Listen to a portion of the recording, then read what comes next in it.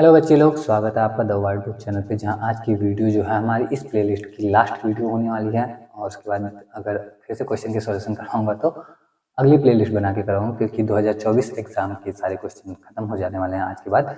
आज की वीडियो हम निर्देशांक ज्यामिति से रिलेटेड टॉपिक के क्वेश्चन को डिस्कस करने वाले हैं। तो पहला क्वेश्चन क्या आपको दिखाई देगा, बड़ा ही आसान क्वेश्चन है, जल्दी जल्दी खत्म हो जाएगा। देखो पहला क्वेश्चन क्या है, आपको यहाँ पे दिखाई देगा बिंदु 2√7, किस चतुर्थांश में है। तो आपको पता होना चाहिए कि चतुर्थांश जो होते हैं वो 4 होते हैं।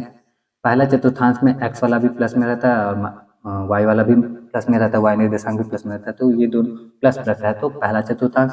दूसरे केस में क्या हो जाता है कि x वाला माइनस में होता है और y वाला प्लस में होता है, इस वजह से ये द्वितीय चतुर्थांश में माइनस और प्लस।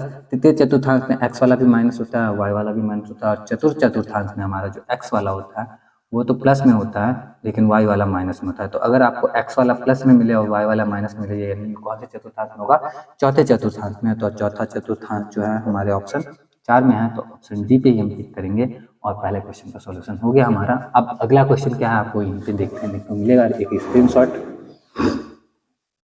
दिया गया है। बिंदु इतना के बीच की दूरी क्या है। दो बिंदु दिए गए हैं हमारे पास में, 2 cos थीटा, 0 और दूसरा है 0, 2 sin थीटा। अब इन दो बिंदुओं के बीच की दूरी को हम कैसे निकालेंगे, तो सबसे पहले हम इसको x1, इसको y1 और इसको x2, इसको y2 कर लेते हैं। क्यों? ताकि फॉर्मूले पे हम अच्छे से बैठा सकें। तो दो बिंदुओं के बीच की दूरी का जो फॉर्मूला होता है वो होता है हमारा y2 माइनस y1 का स्क्वायर प्लस में x2 माइनस x1 का स्क्वायर। चलो सॉल्व करें फटाफट से। y2 की जगह पे क्या है हमारा 2 sin theta minus 2 cos theta, 2 sin theta minus 2 cos theta, ठीक है। 2 sin थीटा, ओ सॉरी y2 यानी 2 sin थीटा और y1 यानी कि 0, तो 2 sin थीटा माइनस 0 का स्क्वायर प्लस में x2 यानी कि 0 और x1 यानी कि 2 cos थीटा, तो 2 cos थीटा। अब आपको मालूम है कि 2 sin थीटा में से 0 माइनस करेंगे तो ऑब्वियसली हमारा 2 sin थीटा ही आएगा, और 2 sin थीटा का स्क्वायर हो जाएगा 4 sin स्क्वायर थीटा। हम इसको लिखते हैं कुछ इस तरह से, 4 sin स्क्वायर थीटा प्लस में 0 में से 2 cos थीटा माइनस होगा तो माइनस 2 cos थीटा आएगा, और उसका स्क्वायर करेंगे तो 4 cos स्क्वायर थीटा हो जाएगा। तो लिख देते हैं 4 cos स्क्वायर थीटा। अब इसी को हम आगे सॉल्व करें अगर, तो हमें देखने को मिलेगा 4 दोनों में कॉमन है, 4 को कॉमन लेंगे तो बचेगा sin square theta plus cos square theta. हम जानते हैं sin square theta plus cos square theta जो होता है वो 1 होता है, 4 × 1 = 1, और इस तरह से 4 × 1 = 4, तो रूट में हमें 4 मिलेगा, और रूट में 4 यानी कि इसका जो आंसर होगा वो प्लस माइनस 2 होगा। अब चूंकि दो बिंदुओं की जो बीच की दूरी होती है, बीच की दूरी कभी भी माइनस में तो हो नहीं सकती है, इसलिए करेक्ट आंसर इसका 2 माना जाएगा। अब 2 इसका करेक्ट आंसर है, तो देख लें कौन से ऑप्शन में है ये। 2 हमारे ऑप्शन बी में है, तो ऑप्शन बी पे हम टिक करेंगे और ये क्वेश्चन भी हो गया हमारा सॉल्व। अब बढ़ते हैं आगे अगले क्वेश्चन की तरफ। क्या अगला क्वेश्चन दिया गया है, सरल रेखाओं का कटान बिंदु क्या है। सरल रेखाएं हैं x बराबर -2 और y बराबर 3, इसका कटान बिंदु क्या है। बहुत ही आसान होता है कटान बिंदु पता करना, जब आपको सिर्फ एक ही समीकरण दिया गया हो। जैसे मान लो इस तरह से x बराबर -2 बोला गया, x बराबर -2, x बराबर -2, y बराबर 0, y बराबर 0, तो y बराबर 0 किसका निर्देशांक होता है, वो x अक्ष का निर्देशांक होता है, y बराबर 0, ठीक है। तो यानी कि ये जो रेखा है वो x अक्ष पे जा रही है। जैसे मान लो यहाँ से बना सकते हैं, यहाँ -2 है ना, तो इसको y अक्ष के समांतर है, ठीक है। x क्योंकि ये बिंदु यहाँ पे -2 यहाँ पे आ रहा है, इस वजह से वो y अक्ष के समांतर है। y बराबर 3 लिखा हुआ है, यानी कि ये x अक्ष के समांतर होगा और वो यहाँ कहीं से जा रहा होगा, ठीक है, x अक्ष के समांतर। तो इसका जो कटान बिंदु बन रहा है वो यहाँ पे बन रहा है, और इसका निर्देशांक क्या होगा, चूंकि ये x अक्ष पे देखो तो कहाँ है, -2 पे, और y अक्ष पे -3 पे, इस वजह से इसका जो कटान बिंदु होगा वो -2, 3 होगा। अब -2,3 देख लो कौन से ऑप्शन में है, ऑप्शन ए में ही है, तो ऑप्शन ए पे ही हम क्या करेंगे, टिक करेंगे और ये क्वेश्चन भी हमारा सॉल्व हो गया।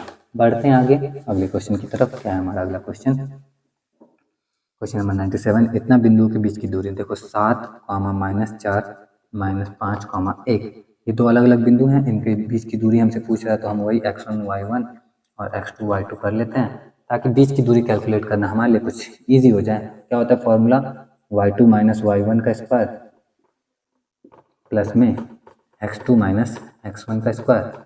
y2 की जगह पे 1 है और 1 में से हम -4 माइनस करेंगे तो 1 में से 4 गया, 1 में से 4 गया, क्या आ जाएगा भाई, 1 में 4 जोड़ना पड़ेगा ना, तो हो जाएगा हमारा 5, 5 का स्क्वायर हो जाएगा 25 प्लस x2 - x1 यानी -5 -7 और 5 हो जाएगा 12, -12 का स्क्वायर 144, ये दोनों मिलकर हो जाएगा 169, 169 का वर्गमूल आएगा +-13, क्योंकि बीच की दूरी पूछा जा रहा है तो माइनस में तो आंसर होगा नहीं, तो 13 हमारा करेक्ट आंसर होगा, 13 यूनिट, 13 इकाई। अब 13 देख लो हमारे कौन सा ऑप्शन में, ऑप्शन बी में है, तो ऑप्शन बी पे हम करेंगे टिक और ये क्वेश्चन भी हमारा सॉल्व हुआ। बढ़ेंगे आगे अगले क्वेश्चन की तरफ।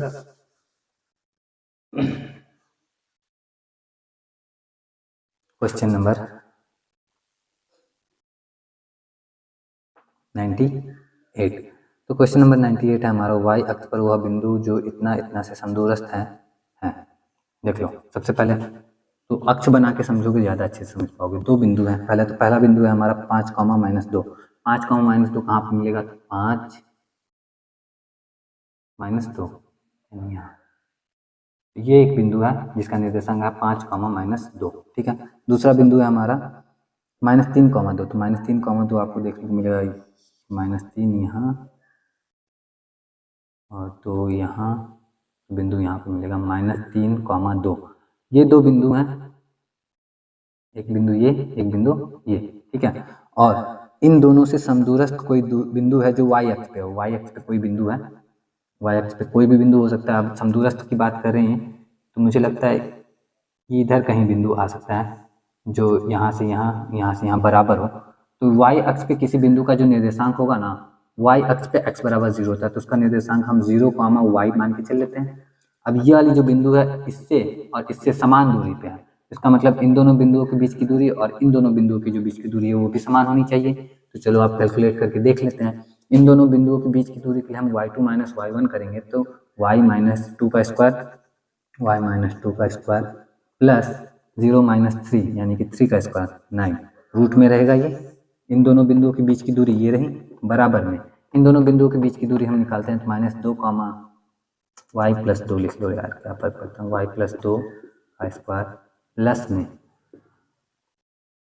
0 में से 5 माइनस करेंगे तो -5 का स्क्वायर 25, ये भी रूट में रहेगा, तो दोनों तरफ रूट है तो रूट से रूट कैंसिल हो जाएगा, हमें मिलेगा क्या, y² + 4 - 4y + 9 is equal to y² + 4 + 4y + 25। अब इसको दोनों तरफ देखो, y² इधर भी, y² इधर भी, y² से y² कैंसिल हो गया, 4 इधर भी है, 4 इधर भी है, दोनों कैंसिल हो गया, बचा क्या हमारा, तो हमारे पास में बच गया -4, इधर भी बचा 4, 4y दोनों एक तरफ आएगा तो हो जाएगा 8y और 9 - 25, 8y बराबर हमारा आया 9 - 25, तो 25 में से 9 घटाओ तो आ जाएगा हमारा कितना, 16 माइनस में, तो y बराबर हमें मिलेगा -16/8 जो कि कट के हो जाएगा -2, तो y का वैल्यू आ गया हमारा -2, ठीक है। अब क्या पूछा गया प्रश्न पे, उस पर फोकस करते हैं। तो प्रश्न में हमसे पूछा गया है कि y अक्ष पर वह बिंदुएं जो इतना इतना से समदूरस्थ हों क्या हो सकती हैं, तो उसका जो करेक्ट आंसर होगा y निर्देशांक 0 और y निर्देशांक -2 आ गया है, पहला तो 0 था ही, तो 0, -2 हमारा करेक्ट आंसर होगा। अब 0, -2 देख लो कौन से ऑप्शन में है, तो ऑप्शन सी में है। और इस क्वेश्चन में जो है जिस बच्चे का एग्जाम था उसने -2, 0 पे टिक कर दिया है, तो ध्यान देना है कि माइनस इस पे क्या बोलते हैं, -2, 0 इस y अक्ष पे कभी हो ही नहीं सकता, -2, 0 y अक्ष पे हो ही नहीं सकता, तो इसको ध्यान में रखना है आपको। बाकी यही इस क्वेश्चन का सॉल्यूशन है। बढ़ते हैं आगे अगले क्वेश्चन की तरफ। हमारा अगला क्वेश्चन नंबर 99। तो क्वेश्चन नंबर 99 है हमारा, पी क्यू आर एस एक आयत है जिसके शीर्ष ये हैं, तो आयत का क्षेत्रफल क्या होगा। देखो आयत का जो क्षेत्रफल होता है वो होता है लंबाई गुने चौड़ाई। ऐसे त्रिभुज का क्षेत्रफल बना के भी आप कर सकते हो। पहले इसको कर लेते हैं 0,0 पी क्यू आर एस, यह है 6,0, यह है 6,2 और यह है 0,2। अब देखो सिंपली आप दो बिंदुओं की दूरी का फॉर्मूला यूज करके लंबाई निकाल सकते हो, जो कि मुझे क्लियरली दिख रहा है कि 6 आएगा, क्योंकि ये 0 0 पे है और यहाँ 0। एक्स को देखो, एक्स निर्देशांक 0 था, एक्स निर्देशांक 6 हुआ, यानी कि लंबाई कम से कम 6 यूनिट तो बढ़ी होगी ना, तभी ना। और दूसरा जब चौड़ाई की बात करो तो ये देखो वाई निर्देशांक जो है 0 था और वाई निर्देशांक 2 है, तो चौड़ाई इसकी 2 आ गई। तो लंबाई गुने चौड़ाई यानी कि 6 गुने 2 यानी कि 12, और 12 हमारा करेक्ट आंसर हो गया। इसको मैंने प्रॉपर सॉल्व नहीं किया जैसे करना चाहिए था, लेकिन दिमाग लगाओगे तो जल्दी हो जाएगा, तो उस वजह से सॉल्व करो। 12 इसका करेक्ट आंसर होगा। अब देख लो इसका क्षेत्रफल 12 दिया है कि नहीं दिया है ऑप्शन में हमारे पास में। ऑप्शन में 12 बिल्कुल दिया है, तो ऑप्शन डी पे हम टिक करेंगे, करेक्ट आंसर हमारा 12। ठीक है, बढ़ते हैं हम अपने लास्ट क्वेश्चन की तरफ। इस वीडियो का लास्ट क्वेश्चन, इस प्लेलिस्ट का लास्ट क्वेश्चन, इस क्वेश्चन पेपर का लास्ट क्वेश्चन जो है हमारा त्रिभुज से रिलेटेड दिया गया। ए बी सी, एक किसी त्रिभुज ए बी सी के शीर्ष हैं, तो ए बी सी का क्षेत्रफल होगा। देखो ए, त्रिभुज का क्षेत्रफल का फॉर्मूला तो मुझे याद नहीं है, कैसे काम करेगा यार, देख लो। ए का जो निर्देशांक है वो है 1,0, बी के निर्देशांक है हमारे 0,0 और सी के निर्देशांक है हमारे 0,b। अब देखो भाई, अगर हम इसको मूल बिंदु पे बनाने की कोशिश करें, देखो मैंने अभी बोला कि मुझे फॉर्मूला नहीं याद है निर्देशांक वाले त्रिभुज के क्षेत्रफल का, तो कैसे होगा ये, कुछ नहीं, बहुत आसान है, आसानी से हो जाएगा। फॉर्मूला याद हो ना हो, दिमाग लगाने से सब काम हो जाता है। इस बिंदु का निर्देशांक क्या होता है 0,0, और ये हमारा त्रिभुज का बिंदु ए है। बी है, ये जो है क्या है बी, बिंदु बी का निर्देशांक। ए का निर्देशांक देखो तो लिखा है 1,0। अब 1,0 है, वाई निर्देशांक क्या है 0, वाई निर्देशांक 0 यानी कि ये एक्स अक्ष पे होगा, तो एक्स अक्ष पे होगा तो यहाँ से यहाँ तक कहीं भी हो सकता है, और एक्स डी प्लस में है तो प्लस में, मान लो कि यहाँ पे ए आ रहा है कहीं, तो इस बिंदु का निर्देशांक होता है 1,0। त्रिभुज का ये हो गया हमारा काम। दूसरा इसका निर्देशांक देखो 0,b लिखा हुआ है, वाई एक्स निर्देशांक 0 यानी कि ये बिंदु वाई अक्ष पे होगा, वाई अक्ष में यहाँ से यहाँ कहीं भी हो सकता है, चूंकि बी प्लस में है इसलिए हम ऊपर बनाते हैं, मान लो यहाँ पे हो गया 0,b, तो 0,b। तो अब हमारा ये त्रिभुज का पार्ट हो गया। त्रिभुज ये है हमारा सी, ये है हमारा ए, और इसको मिला दो तो ये बन गया हमारा त्रिभुज। अब इस त्रिभुज को आप ध्यान से देखो तो ये जो है एक समकोण त्रिभुज बना है, और समकोण त्रिभुज में आप देखो, अब इन दोनों बिंदुओं के बीच की दूरी देखोगे तो 0 से ए पे आया, यानी कि इसकी जो बीच की दूरी होगी वो ए आएगी। आप कैलकुलेट करोगे तो भी ए ही आएगा, वो वाला फॉर्मूला लगा के, और इसकी बीच की दूरी जो है वो बी है। अब इस त्रिभुज में आप देखो तो इसका आधार ए, ऊंचाई बी, लंब बी, तो एक समकोण त्रिभुज का क्षेत्रफल होता है 1/2 गुने आधार गुने ऊंचाई। तो आधार हमारा ए है, ऊंचाई हमारी बी है, 1/2 ए बी या ए बी बटा 2, दोनों में से जो भी आपको बोलना हो वो बोल सकते हो। हो गया है हमारे क्वेश्चन का सॉल्व। और देख लो 1/2 ए बी हमारे ऑप्शन बी में है, तो ऑप्शन बी पे हम करेंगे टिक। और इस तरह से हमारे वीडियो होता है यहाँ पे समाप्त। अगर वीडियो आपको अच्छा लगा हो तो वीडियो को लाइक कर देना, नहीं अच्छा लगा हो तो कमेंट करके अपना ओपिनियन दे देना, जो भी आपका ओपिनियन हो। बाकी आज की वीडियो के लिए इतना ही, मैं मिलूंगा आपसे नेक्स्ट वीडियो में। नेक्स्ट वीडियो मतलब कौन सी टाइप की वीडियो, तो आप क्लास 11 10th का एग्जाम का क्वेश्चन सॉल्यूशन देख रहे हो तो 11 का भी आप कहीं ना कहीं देखना होगा, तो प्लेलिस्ट में क्लास 11 के भी क्वेश्चन हैं बहुत सारे अपलोड किए हुए, तो उनको चेकआउट कर सकते हो सकता है आपके काम का हो, देख लेना जो भी आपका मन करे। अगर ये वीडियो अच्छा लगा हो तो जाके देखने का मन करेगा, नहीं अच्छा लगा होगा तो नहीं मन करेगा, तो देख लेना अपने हिसाब से। बाकी आज की वीडियो के लिए इतनी है, मैं मिलूंगा आपसे नेक्स्ट वीडियो में ही। फिर दिन अपना ख्याल रखना, अच्छे से पढ़ाई करते रहना। और हाँ, ये जो मिशन था हमारा 100 आउट ऑफ 100, किसी का 100 आउट ऑफ 100 आया तो कमेंट करके बताना जरूर। तब तक के लिए जय हिंद।